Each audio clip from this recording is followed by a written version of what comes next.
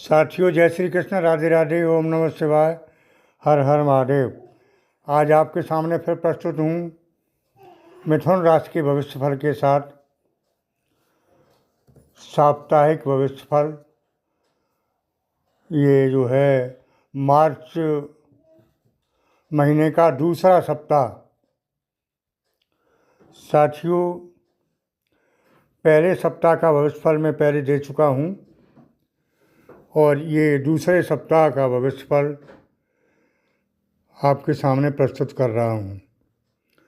साथियों, हालांकि मैंने कहा था कि मार्च महीने का पूरा भविष्यफल दूंगा, लेकिन अभी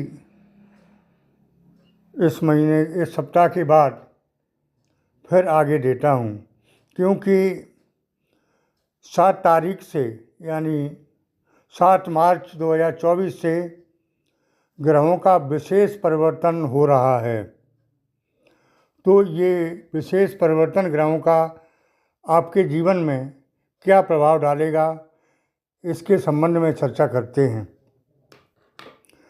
साथियों, आप लोग स्वस्थ होंगे, आनंद होंगे, ऐसी भोलेनाथ से मेरी प्रार्थना है और उम्मीद करता हूँ कि महालक्ष्मी की कृपा मेरे प्रिय मिथुन राशि के जातकों पर बरसती रहेगी। साथियों, आज ये साप्ताहिक प्रोग्राम में शुक्र, पहला परिवर्तन बुध और शुक्र का हो रहा है।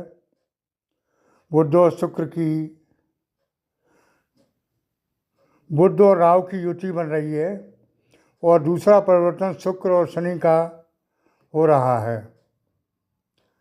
ये महापरिवर्तन आपके जीवन में विशेष परिवर्तन लेकर आ रहे हैं। साथियों, सबसे पहले आपको बताना चाहूँगा कि बुध राहु की युति में उसके बाद शुक्र और शनि की युति जो बन रही है, शुक्र और शनि परम मित्र हैं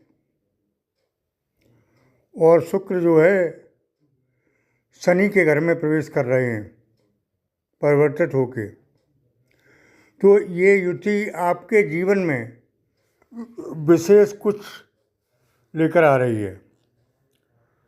साथियों, अब तक जो दिक्कतें थीं, परेशानियां थीं कि पैसा आ रहा है कि नहीं आ रहा है, रुक रहा है, नहीं रुक रहा है, इधर से आया इधर चला गया, घर में कष्ट क्लेश रहे, तो ये सभी समाप्त हो रहे हैं।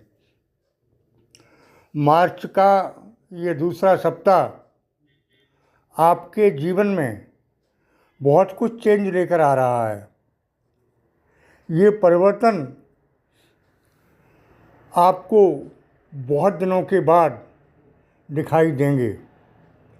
हालांकि ग्रहों का परिवर्तन 31 मार्च तक चलेगा, लेकिन यहाँ पर मैं दूसरे सप्ताह का ही दे रहा हूँ, इसलिए खास परिवर्तन शुक्र और शनि का, बुध और राहु का, इनकी ही चर्चा कर रहा हूँ।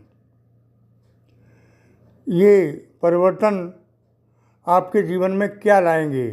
जैसे विद्यार्थियों के लिए कंपटीशन, शिक्षा में प्रोग्रेस, विदेश में पढ़ाई के योग, कंपटीशन क्वालिफाई के योग, ये सब इन ग्रहों के परिवर्तन से हो रहा है। आप कहीं नौकरी में हैं तो अचानक प्रमोशन हो सकता है। व्यापार धंधे में कहीं से भी किसी भी तरह से धन की प्राप्ति संभव है। जो अब तक देख रहे थे कि व्यापार के लिए बिजनेस के लिए पैसा कहाँ से आएगा? तो अचानक कहीं से पैसे की व्यवस्था हो रही है। आपको भूमि भवन वाहन का सुख भी मिलने वाला है, क्योंकि शुक्र जो है सुखों के यानी सुखों को देने वाले हैं, और वो चीज़ें जिनसे आपको आपके जीवन में महत्वपूर्ण हैं, जिनका प्राप्त करना आपके लिए बहुत आवश्यक है, वो सब शुक्र की वजह से मिलने वाली दिखाई दे रही हैं। शुक्र और शनि की युति आपके जीवन में बहुत कुछ परिवर्तन लेके आएगी, और ये 7 तारीख से परिवर्तन हो रहा है। साथियों, आगे मैं बताना चाहूँगा कि जो लोग नौकरी पेशा में हैं उनके प्रमोशन के योग हैं। नौकरी के लिए जिन लोगों ने ट्राई की है, कोशिश की है, उनको भी अच्छे योग हैं उनके लिए। साथियों, सबसे आवश्यक चीज़ होती है तंदुरुस्ती, हेल्थ। तो हेल्थ में अब तक जो है चली आ रही परेशानी, अब तक चली आ रही बीमारी से निजात मिलती दिखाई दे रही है। कोई ऐसा परिवर्तन नहीं होगा जिससे किसी बीमारी से कोई कठिनाई हो। बीमारियां दूर होंगी, और अब तक कोई ख़ास बीमारी जो चली आ रही थी उससे भी निजात मिलती दिखाई दे रही है। कोर्ट कचहरी में जो चक्कर लगा रहे थे उनसे भी अब सफलता के योग हैं उनमें। बुध और राहु की युति आपके जीवन में किसी मित्र के आगमन को दर्शाती है। आपके जीवन में कोई नया या पुराना मित्र आएगा और जिससे आपको लाभ होगा। दाम्पत्य जीवन सुखमय रहेगा, गृह क्लेश दूर होंगे, समस्याओं का अंत होगा, धन आगमन की स्थिति अच्छी बनेगी। अब तक जो धन संचय नहीं हुआ था उसको संचित करने के योग बनते दिखाई दे रहे हैं। साथियों, इस महीने में कम से कम 8 ग्रहों का परिवर्तन हो रहा है। 9 ग्रह होते हैं, उनमें 8 ग्रहों का परिवर्तन इस महीने में हो रहा है, और ये परिवर्तन आपके जीवन का परिवर्तन है। ये कई वर्षों बाद ऐसा दिखाई दे रहा है।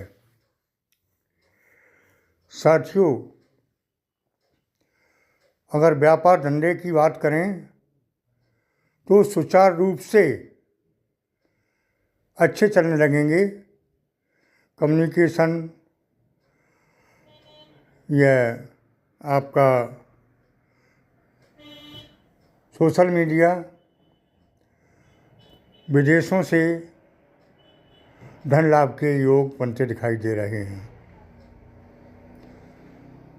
साथियों, आगे मैं बताना चाहूँगा कि जिन लोग सिंगल हैं, शादी के लिए उनके विशेष योग बनते दिखाई दे रहे हैं। लव लाइफ में विशेष सफलता के योग हैं। अब तक जो लव अफेयर्स फेल थे या दाम्पत्य जीवन कष्टमय था, क्लेश थे वो आगे बढ़िया चलने के योग दिखाई देते हैं। लव लाइफ में सफल होंगे, शादी के योग हैं, संतान पक्ष से शुभ समाचार की प्राप्ति हो सकती है। जिनके संतान नहीं हैं उनके प्राप्ति के योग हैं। मांगलिक कार्य हो सकते हैं या मांगलिक कार्यक्रमों में शामिल हो सकते हैं। साथियों, आगे मैं बताना चाहूँगा कि ये 8 मार्च को 7 तारीख को ये परिवर्तन है और 8 मार्च को महाशिवरात्रि विशेष पर्व है। 8 मार्च को महाशिवरात्रि का पर्व बाबा महादेव भोलेनाथ का प्रसन्न करने का मनाया जाता है। इस दिन अगर थोड़ा सा प्रयास कर लिया तो भगवान भोलेनाथ बहुत जल्दी प्रसन्न होते हैं। तो इस दिन के बारे में थोड़ी सी चर्चा करेंगे कि 8 तारीख को सुबह जल्दी ब्रह्म मुहूर्त में उठकर स्नान ध्यान करके और भगवान भोलेनाथ पर जल अर्पण करना है। जलाभिषेक जरूर करें और हो सके तो उस दिन व्रत रखें। जलाभिषेक करते समय बेलपत्र, बेर, धतूरा आदि से अर्पण करें और संभव हो सके तो जल में दूध और कुछ मिष्ठान डाल के भगवान भोलेनाथ के शिवलिंग पर अर्पित करें। उसके बाद धूप दीप नैवेद्य देव से उनका पूजन करें,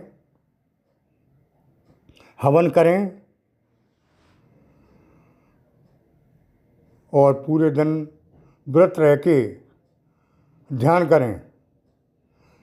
इस दिन का ये महत्व है कि देवों के देव महादेव वैसे भी बहुत जल्दी प्रसन्न होते हैं और अगर थोड़ा प्रयास कर लिया तो मनवांछित फल प्रदान करेंगे।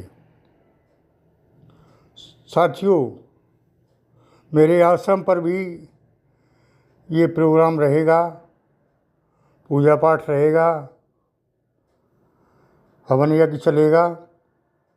आप लोग चाहें तो व्हाट्सएप पर संपर्क करके इसमें शामिल हो सकते हैं। व्हाट्सएप के माध्यम से संपर्क कर सकते हैं, व्हाट्सएप नंबर दिया हुआ है। साथियों, उपाय के रूप में बताना चाहूँगा कि भोलेनाथ पर 8 तारीख को ये प्रोग्राम करें और उसके बाद भगवान भोलेनाथ को प्रसन्न करने के लिए ओम नमः शिवाय महामंत्र का जाप करें। साथियों, जन्म कुंडली का विश्लेषण जो लोग कराना चाहते हैं उनके लिए भी व्हाट्सएप नंबर दिया हुआ है, कॉन्टैक्ट कर सकते हैं। वैसे तो एक राशि के लाखों करोड़ों लोग होते हैं, लेकिन जन्म कुंडली में जिन लोगों के ग्रह नक्षत्र कैसे पड़े हुए हैं उस हिसाब से उनका फल मिलता है। ये मैं सामूहिक भविष्यवाणी करता हूँ और मेरी सामूहिक भविष्यवाणी भी बहुत कुछ हद तक सही होती है। आप लोग कमेंट द्वारा मुझे बताएं और कमेंट बॉक्स में ओम नमः शिवाय हर हर महादेव ज़रूर लिखें।